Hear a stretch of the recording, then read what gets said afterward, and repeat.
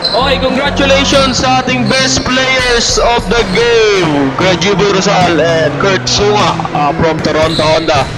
Grabe naman yung naging game nyo is tapos laki pa ng lamang nyo sa kalaban nyo. Anong masasabi nyo sa naging game nyo parehas? Thank you, thank you. Kailangan mas win kasi naglagan. So, all out talaga. And defense was there too. And nag-work out naman. And yeah. Yan, sabi ni G-Boy, syempre, must win kami. Kailangan namin manalo. So, lahat focus lang. At ang next game, mag-prepare pa kami. Mga kalaban nyo sa semis is Angels Plate. Alam mo, malakas yung Angels Plate. Pero anong magiging preparation nyo doon sa magiging sagubahan nyo? Yun na, as usual, competition lang. Iwas injury. Yeah, all out again.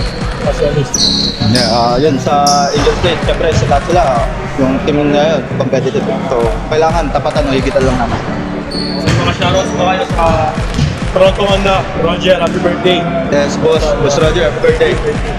DNA, Revenge, The Energy. Once again, congratulations sa ating best player of the game. Good luck sa semis, Pokey.